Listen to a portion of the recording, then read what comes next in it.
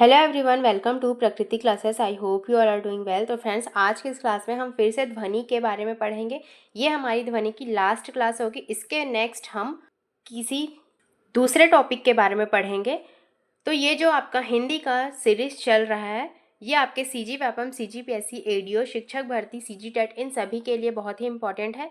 Hindi grammar की ये जो क्लासेस चल रही हैं वो आपके सीजी व्यापम को देखते हुए बहुत ही इंपॉर्टेंट क्लासेस हो रही हैं।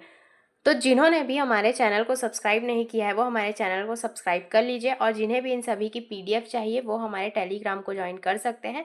लिंक आपको डिस्क्रिप्शन में मिल जाएगा। और अगर आपको क्लासेस पसंद आई तो लाइक, कमेंट एंड शेयर ज़रूर कीजिए। तो चलिए आज की इस क्लास को हम स्टार्ट करते हैं। तो आज का हमारा सबसे पहला क्वेश्चन आप इसमें देख सकते हैं, इनमें से कौन सा वर्ण स्पर्श व्यंजन नहीं है? क, च, ट या फिर य।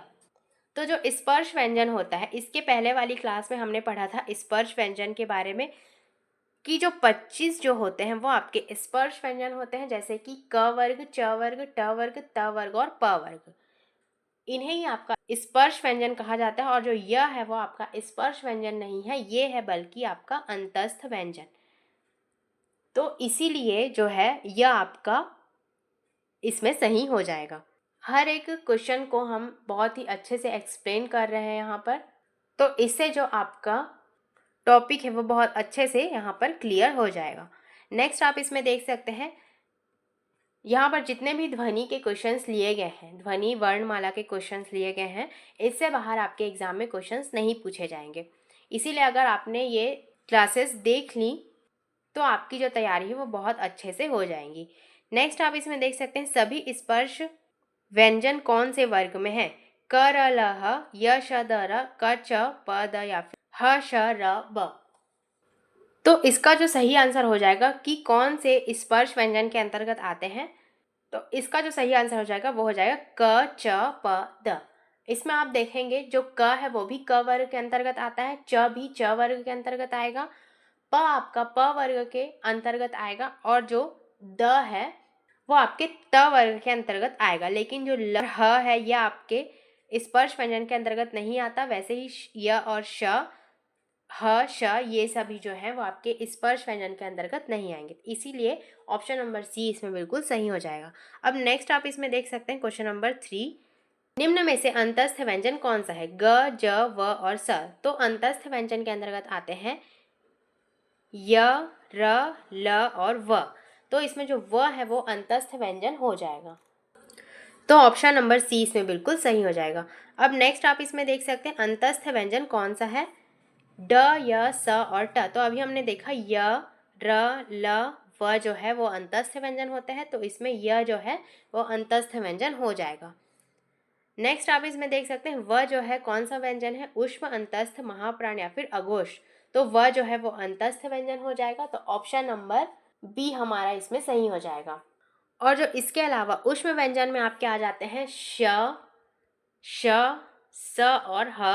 वैसे ही जो महाप्राण है उसमें जो आपका जो प्रत्येक वर्ग जैसे कि क वर्ग है उसमें आपका आ जाएगा जो दूसरे नंबर पर होगा वो, और जो चौथे नंबर पर होगा वो, उसे आपका महाप्राण व्यंजन कहा जाता है। और जो जो अघोष वर्ण होता है उसमें आपके आ जाएंगे पहले, और जो दूसरे वर्ण में होते हैं वो आपका हो जाता है अघोष वर्ण। और उसके अलावा जो अघोष वर्ण है उसमें श, श और स को भी रखा गया है। इसमें आप ध्यान रखेंगे कि जो ह है उसे आपके अघोष वर्ण के अंतर्गत नहीं रखा गया है, तो इसे आप इसमें ध्यान रखेंगे।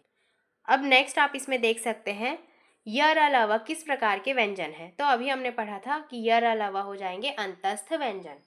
वैसे ही आपके उष्म व्यंजन के अंतर्गत आएंगे श, श, स और ह।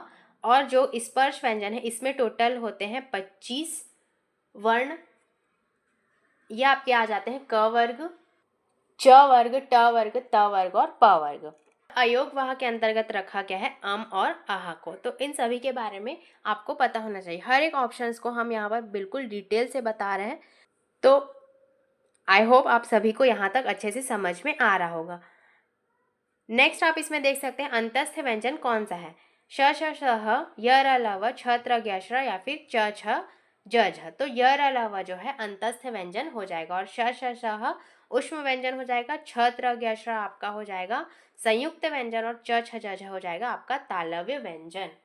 इसे ही आप स्पर्श व्यंजन भी कह सकते हैं। नेक्स्ट आप इसमें देख सकते हैं उष्म व्यंजन कौन सा है, ह ल म या फिर ज। तो श श श ह जो है वो उष्म व्यंजन के अंतर्गत आता है, तो इसीलिए ह जो हमारा हो जाएगा वो उष्म व्यंजन हो जाएगा।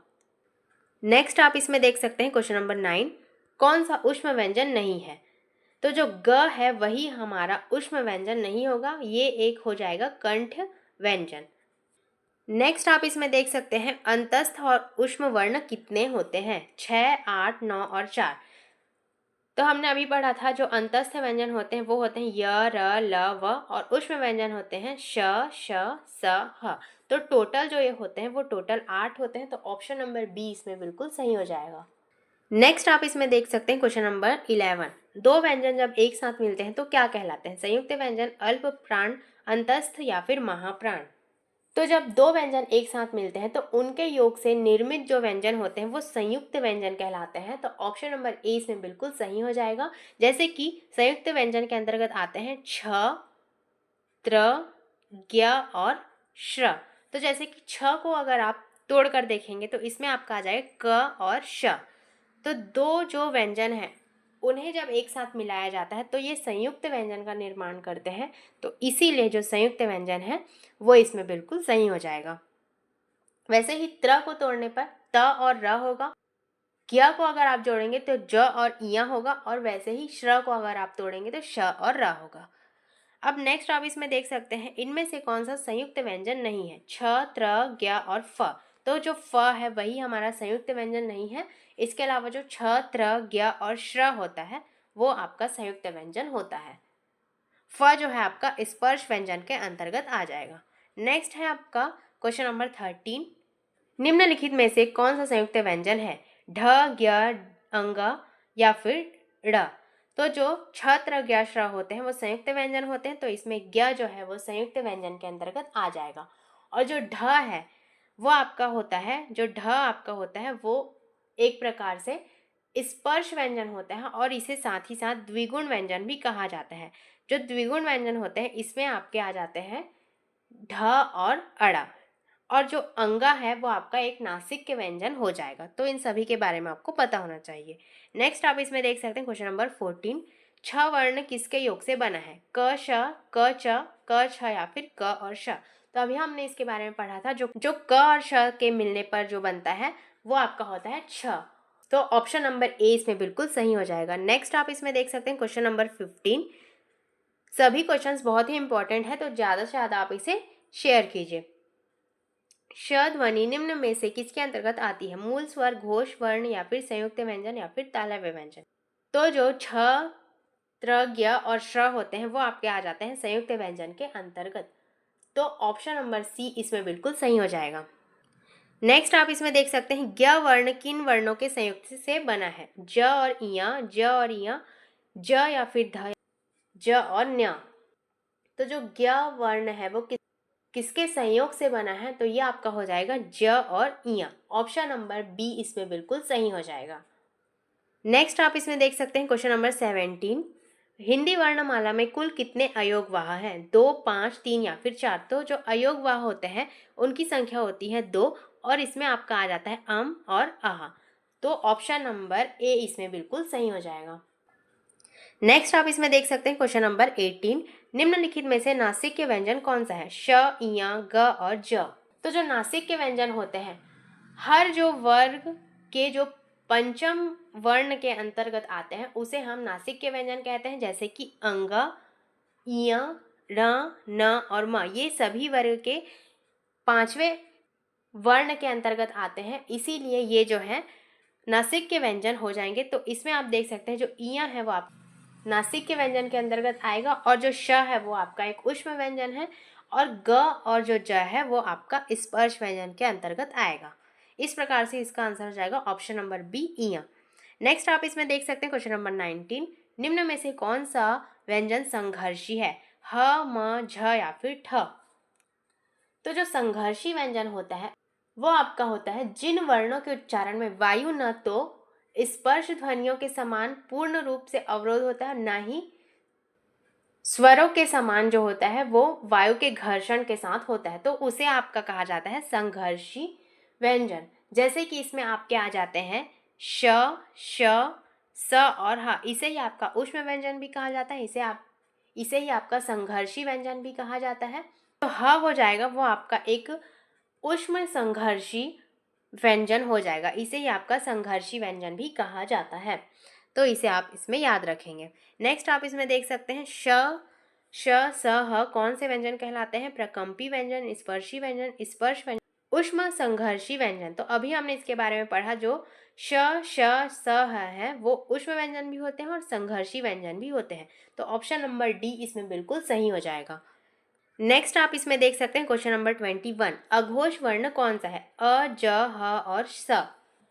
तो अघोष वर्ण के बारे में हमने अभी पढ़ा था कि हर वर्ग का जो पहला वर्ण होता है और जो दूसरा वर्ण होता है, और इसके अलावा जो आपके श, श और स होते हैं वो आपके अघोष वर्ण होते हैं। तो इसमें आप इस देख सकते हैं जो स है वही आपका अघोष वर्ण हो जाएगा, तो ऑप्शन नंबर डी इसमें बिल्कुल सही हो जाएगा।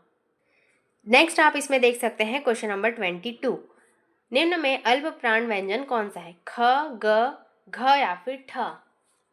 तो जो अल्प प्राण व्यंजन होते हैं, अल्प प्राण व्यंजन किसे कहा जाता है? हर वर्ग का पहला, तीसरा और जो पांचवा वर्ण होता है उसे आपका अल्प प्राण व्यंजन कहा जाता है।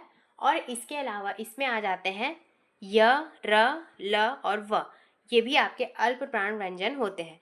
तो इसका जो सही आंसर हो जाएगा वो हो जाएगा ऑप्शन नंबर बी। ये आपके क, ख, ग मतलब कि तीसरे नंबर पर आ रहा है, इसीलिए ये इसमें सही हो जाएगा। इसी प्रकार से जो महाप्राण व्यंजन होते हैं वो आपके होते हैं हर वर्ग के दूसरे और चौथे नंबर पर जो आते हैं वो आपके महाप्राण व्यंजन होते हैं, और इसके अलावा श, श, स और ह है वो आपके महाप्राण व्यंजन हो जाएंगे। अब नेक्स्ट आप इसमें देख सकते हैं इनमें से कौन से व्यंजन अल्प प्राण है? ख, थ, च या फिर फ। तो जो हर वर्ग का पहला, तीसरा और जो पांचवा अक्षर होता है वो आपका हो जाता है अल्प प्राण, तो इसीलिए इसका जो सही आंसर हो जाएगा वो हो जाएगा च। जो च है वो पहले नंबर पर आ रहा है, इसीलिए ये आपका हो जाएगा अल्प प्राण व्यंजन। अब नेक्स्ट आप इसमें देख सकते हैं क्वेश्चन नंबर 24, अल्प प्राण ध्वनियों का समूह कौन सा है? क, ख, ग, च, ज, इ, त, थ, न या फिर ट, ठ, न। तो अल्प प्राण जो होते हैं वो आपके होते हैं पहले, तीसरे और पांचवें नंबर पर जो होते हैं वो आपके अल्प प्राण होते हैं। तो ऑप्शंस के अनुसार अगर हम देखें तो च, ज और इया जो है वो आपके अल्प प्राण ध्वनियों के अंतर्गत आएंगे। जो च है वो आपके पहले नंबर पर आएगा, च, छ, फिर ज आपका आ जाएगा तीसरे नंबर पर, ज, झ, फिर इया जो है वो आपके पांचवें नंबर के अंतर्गत आएगा, तो इसीलिए ऑप्शन नंबर बी इसमें बिल्कुल सही हो जाएगा। नेक्स्ट आप इसमें देख सकते हैं क्वेश्चन नंबर 25, कौन सी ध्वनि अल्प प्राण है? ख, ध, थ या फिर त। तो पहले, तीसरे और पांचवें नंबर पर जो आती हैं वो आपकी अल्प प्राण ध्वनियां होती हैं, तो इसमें से आपका जो सही आंसर हो जाएगा वो हो जाएगा त। त आपका पहले नंबर पर आ रहा है, इसीलिए ये आपका हो जाएगा अल्प प्राण ध्वनि। नेक्स्ट आप इसमें देख सकते हैं अल्प प्राण वर्ण कौन से हैं? अ, आ, क, ग, थ और ध या फिर फ और भ। तो क और जो ग है वो आपका अल्प प्राण वर्ण हो जाएगा, तो ऑप्शन नंबर बी इसमें बिल्कुल सही हो जाएगा। नेक्स्ट आप इसमें देख सकते हैं सभी महाप्राण वर्णों वाला वर्ग कौन सा है? ख, छ, ठ, ध, च और ड, म, श, ध या फिर य, द और घ। तो दूसरे और चौथे नंबर पर जो आते हैं वो आपका महाप्राण व्यंजन कहलाता है। तो जो ख, छ और ठ है वो दूसरे और चौथे नंबर पर आ रहा है, तो इसीलिए ये आंसर इसमें बिल्कुल सही हो जाएगा। नेक्स्ट आप इसमें देख सकते हैं क्वेश्चन नंबर 28, महाप्राण ध्वनिया व्यंजन वर्ग में किससे संबंधित है? पहला और दूसरा, दूसरा तीसरा, दूसरा चौथा या फिर पहला चौथा। तो अभी हमने देखा जो महाप्राण ध्वनियाँ होती हैं वो हर वर्ग के दूसरे और चौथे नंबर पर आती हैं, और जो अल्प प्राण होती हैं वो पहले, तीसरे और पांचवें नंबर पर आती हैं, तो इसीलिए ऑप्शन नंबर सी इसमें बिल्कुल सही हो जाएगा। नेक्स्ट आप इसमें देख सकते हैं क्वेश्चन नंबर 29, निम्न में महाप्राण वर्ण है थ, क, व और च। तो महाप्राण जो वर्ण है वो आपका हो जाएगा ऑप्शन नंबर ए। जो थ है वो महाप्राण के अंतर्गत आएगा। जो थ है वो आपके दूसरे नंबर पर आ रहा है, इसीलिए महाप्राण वर्ण के अंतर्गत आएगा। नेक्स्ट आप इसमें देख सकते हैं, आज का हमारा लास्ट क्वेश्चन आप इसमें देख सकते हैं, निम्न में से महाप्राण व्यंजन कौन सा है, प, ज, घ या फिर व। तो जो घ है वो आपके महाप्राण व्यंजन के अंतर्गत आएगा, तो ऑप्शन नंबर सी इसमें बिल्कुल सही हो जाएगा। क, ख, ग और घ जो है वो चौथे नंबर पर आ रहा है, इसीलिए ये महाप्राण व्यंजन के अंतर्गत आएगा। तो दोस्तों ध्वनि का टॉपिक आज हमारा यहीं पर कंप्लीट होता है। नेक्स्ट क्लास में हम किसी दूसरे टॉपिक के महत्वपूर्ण क्वेश्चंस को पढ़ेंगे। तो क्लास आपको कैसी लगी कमेंट में ज़रूर बताएंगे। ज़्यादा से ज़्यादा आप इसे शेयर कीजिए और अगर क्लास आपको पसंद आए तो लाइक ज़रूर कीजिए। और जिन्हें भी इन सभी की PDF चाहिए वो हमारे टेलीग्राम को ज्वाइन कर सकते हैं, लिंक आपको डिस्क्रिप्शन में मिल जाएगा। और जिन्होंने भी हमारे चैनल को सब्सक्राइब नहीं किया है वो हमारे चैनल को सब्सक्राइब कर लीजिए, क्योंकि यहाँ पर आपको बिल्कुल फ्री क्लासेस प्रोवाइड की जा रही हैं। तो ज़्यादा से ज़्यादा आप इसे सब्सक्राइब कर लीजिए। तो चलिए मिलते हैं ऐसे ही नेक्स्ट क्लास में, तब तक के लिए thank you and take care.